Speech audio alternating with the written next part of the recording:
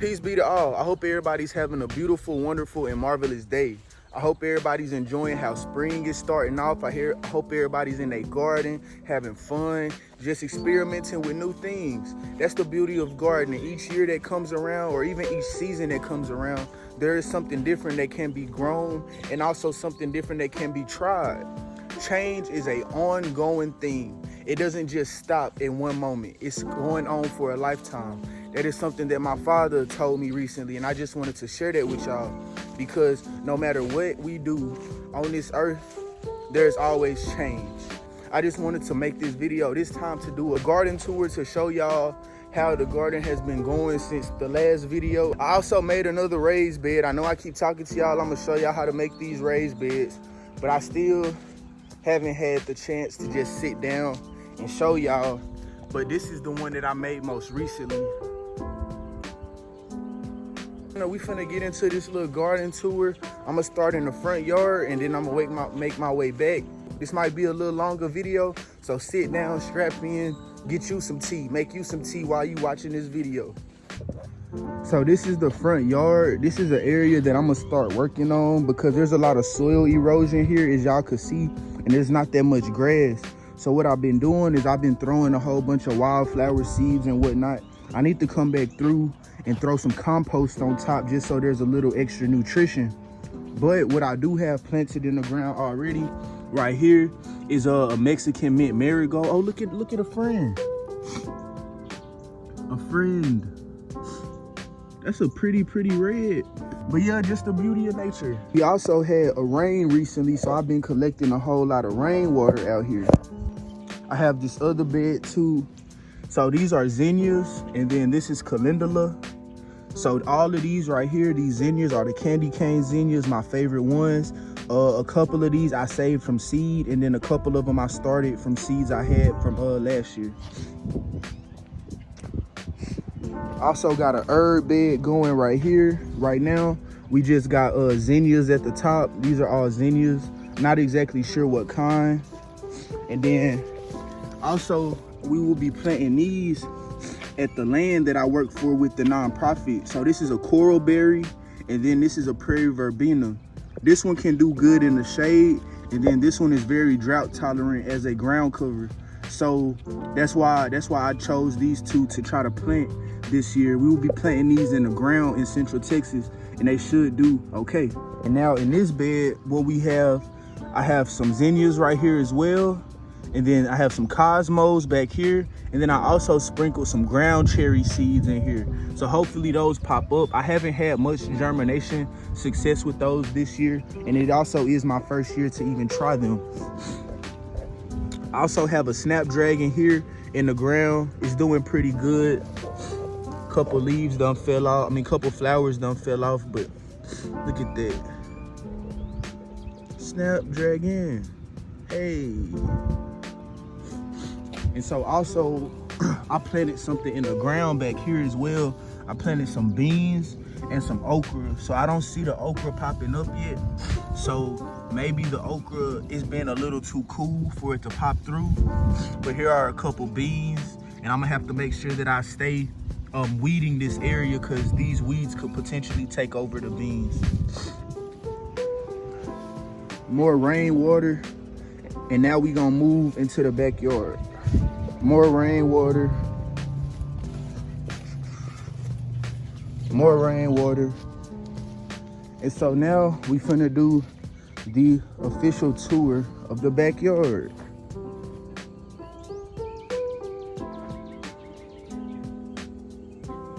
So right here, starting in the back, we're gonna start in the back and work our way up to the front.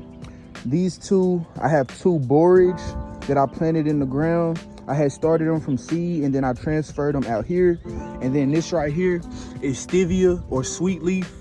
And I planted this in the ground as well, but I bought this seedling.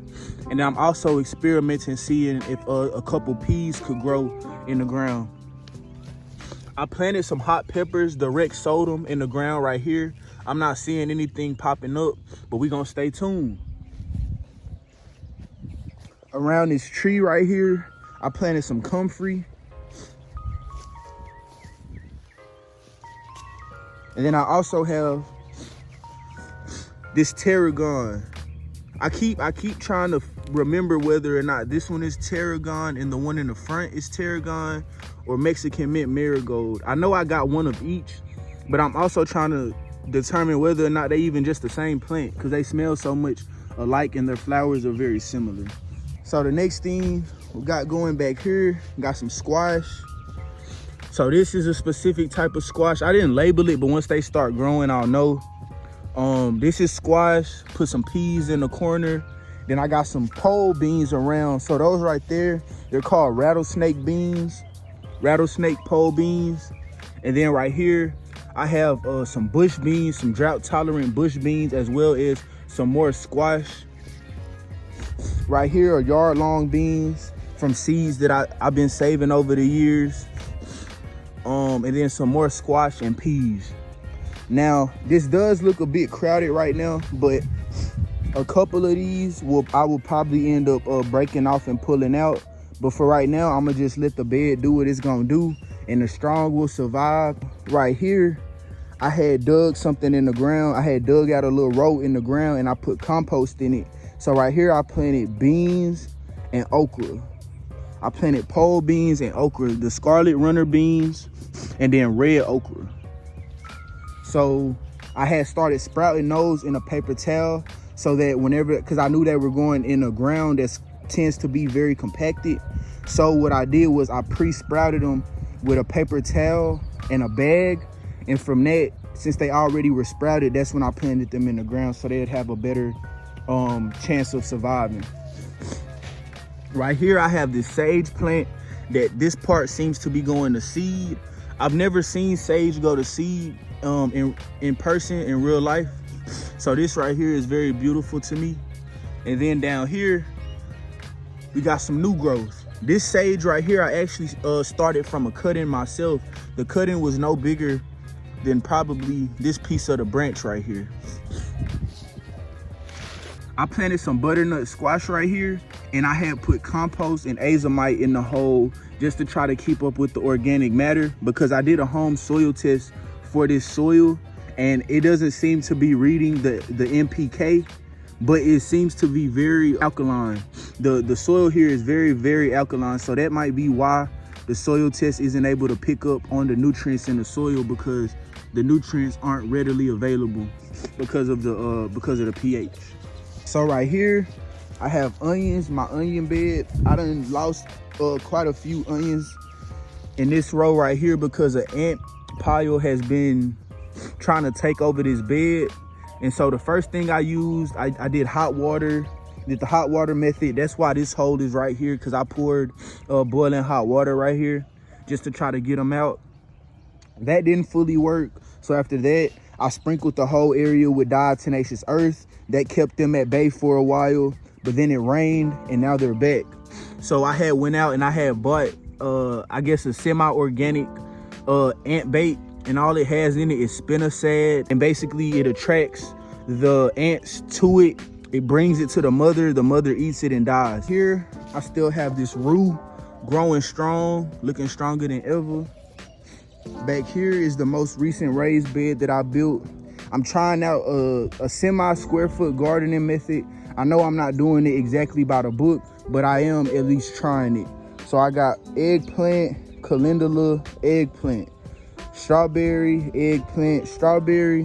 Then I have a pepper, and then basil, and then another pepper. I have squash, a pepper, and then a lemon cucumber. And then I have eggplant. I don't have anything in this hole yet.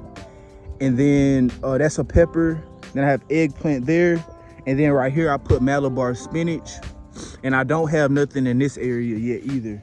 I'm finna see, I hope this is not an ant pile right here. Of course it is. So we got another ant pile out here that I have to try to come contain. Give me 1 second. And so now I'm back. I'm having a tough battle with ants right now in this backyard. It's a ton of them. I think this might be a whole nother pile right here too.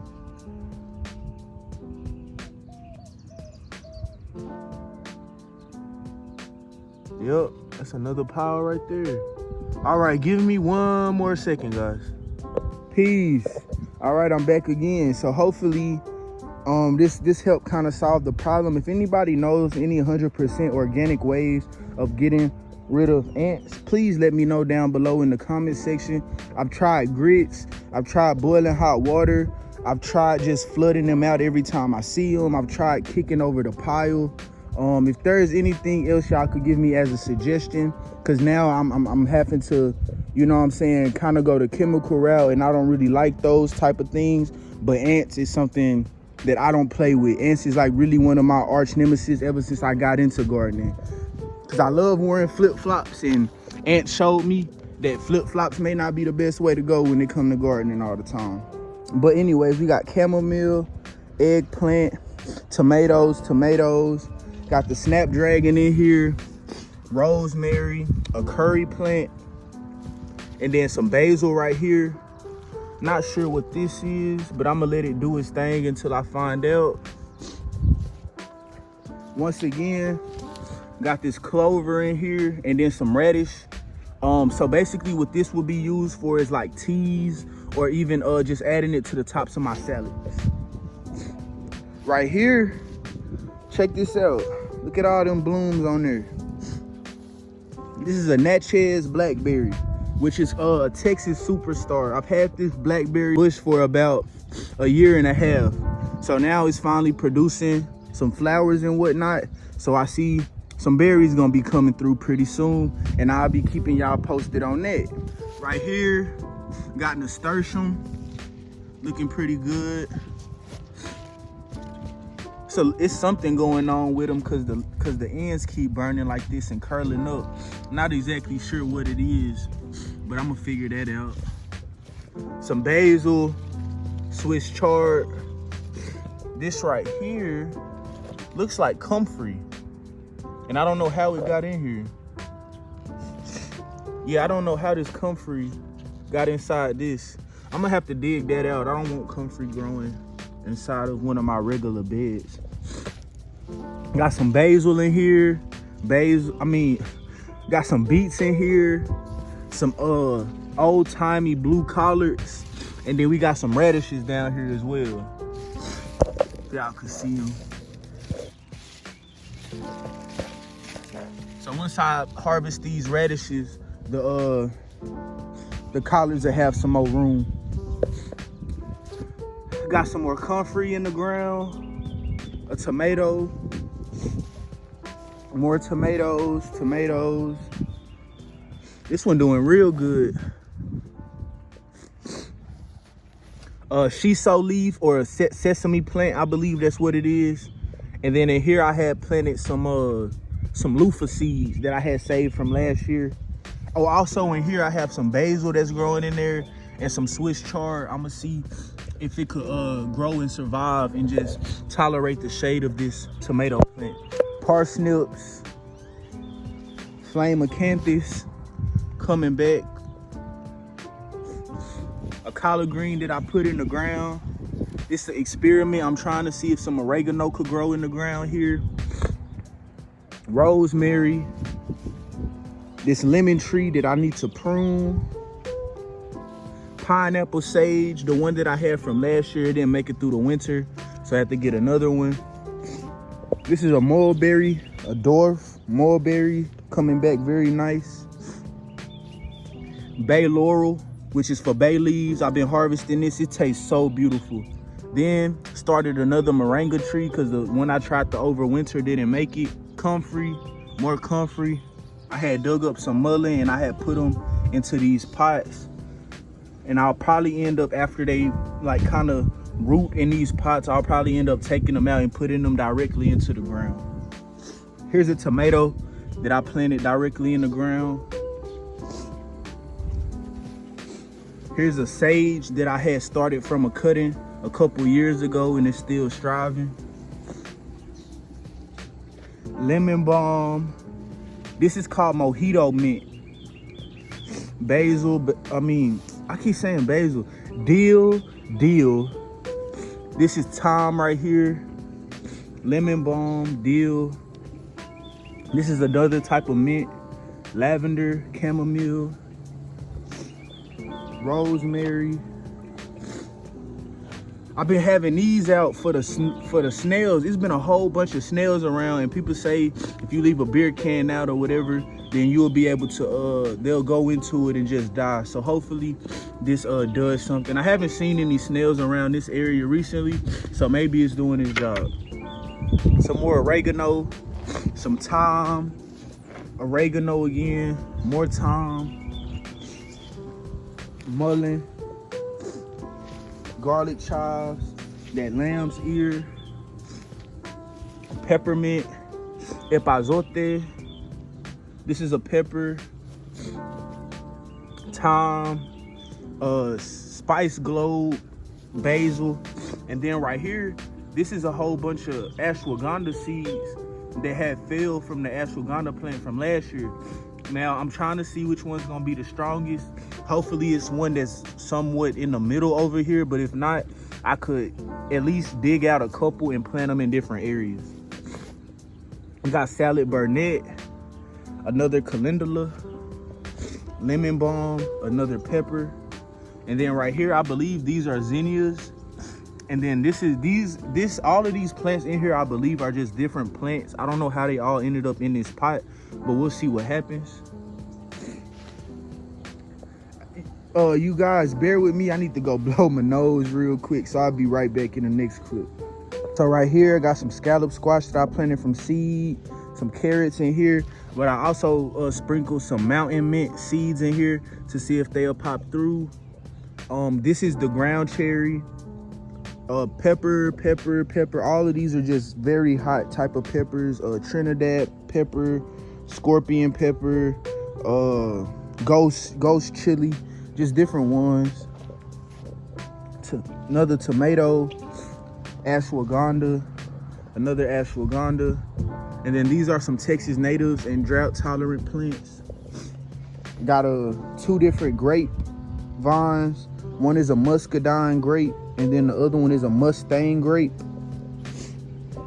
Got the strawberries going in here, which another ant pile has popped up in. Oh my goodness. 1 second, guys. Got the potatoes going right here.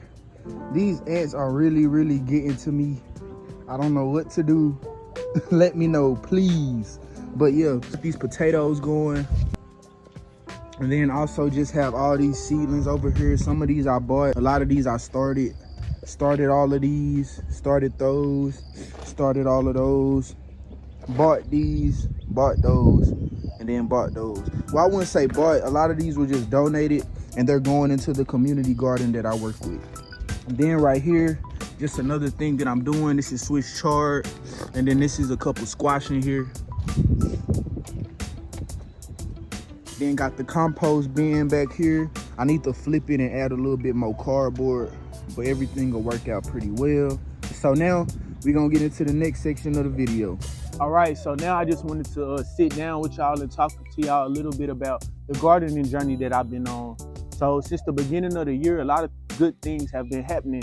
I've connected with different people, with organizations, as far as with the community work that I do. Like I said, I work with a nonprofit, and one of the areas that I try to focus on with the nonprofit is food insecurity, as well as just education and empowerment of the community. So one of the things that I did 2-3 weeks ago, maybe even a month ago, we did a seed swap. And from that seed swap, we was able to not only discuss seeds, but talk about the benefits of seed saving. And that within itself helps the community to not only realize that the power is within us, but to also spread the knowledge of gardening and showing people that it's possible. That's one of the biggest things that I love, even while I started this YouTube, is just to show people that it's possible. You can still produce food for yourself in a small space. You can still produce food for yourself in an apartment. You can still produce food for yourself. Another thing that I've been doing when it comes to this is I've been looking for fruit trees out here in Central Texas. So the fruit trees, I've planted 4 fruit trees so far, and we're starting a community orchard. So that's one of my biggest passions, just being able to show people about gardening, show people that you can go and you can pick this and it tastes way better. That's a life-changing experience whenever you eat your first cherry tomato and you say, wow, like the stuff at the grocery store tastes like cardboard compared to what you grow in your backyard. So that's just a little bit about what I've been having going on with the gardening journey. Gardening can open up so many different avenues. You don't have to be stuck in your backyard. You don't have to be limited to a community garden. You don't have to only do it at school. You can literally, agriculture is life. I'm gonna keep saying this day in and day out. Agriculture is life. There would be nothing without agriculture. Anything that you could think of right now, look around your house, look around what you got on your body. It all stems from agriculture in some type of way. So with that being said, just realize that if agriculture is life, without agriculture, we're not living. A lot of things that we do nowadays, we are slaves to those things. Instead of being slaves to something, why not figure out how to do it an easy way? Bringing it to agriculture. We want to spray chemical fertilizers, but how many of y'all know how to make those chemicals in your backyard? How many of y'all know how to make those chemicals in your house? I'm pretty sure a lot of those chemicals you can't even buy as a civilian. So with that being said, you are a slave to those pesticides. You are a slave to those things because you cannot make those things yourself. I'm gonna just show y'all something real quick about fertilizer. This is a 5-gallon bucket, and it has weeds in it. Weeds that I've been pulling from around the garden bed, and it has water in it as well. I've been letting this sit for about 2 days. In about 2 more days, or even 1 day, I could use it tomorrow. And this is fertilizer right here. This is something that costed me literally nothing. This 5-gallon bucket didn't cost me anything. And then there's rainwater in here. So therefore, it costed me nothing. Yeah, I admit it may smell a little bit, some flies might come around, but I would rather that than be spending my money on people who don't care about me, who don't care about the health of my backyard, nor do they care about the health of my neighbor. Because whenever you start spraying these things, who's to say that your neighbor's kid doesn't have asthma and now it's affecting their asthma? Whenever you are putting these things in the soil, who's to say that somebody doesn't have an allergic reaction whenever they put their hands in the soil? This whole time we've been thinking that the grass is itchy. No, it's the chemicals on the grass that makes it itchy. But I'm not gonna get into all of that. I'm just displaying my passion that I have for just doing things for ourselves, because nobody cares for you how you care for yourself. And if you don't care for yourself, that's just a whole nother story. Once we truly start caring about ourselves, it takes nothing to care about your neighbor. It takes nothing to care about the person who's next to you or the person that you see in line. It takes nothing. I did just want to sit down with y'all and just have a quick sit down talk to y'all about what I've been doing, as well as some of the things that's been going through my mind. And with that being said, I just want y'all to remember that it's a beautiful day to garden and love yourself as you love your neighbor, and love your neighbor as you love yourself. Draining all your energy, better pull them like a weed. Undefeated in life, shit, I sprouted like a seed.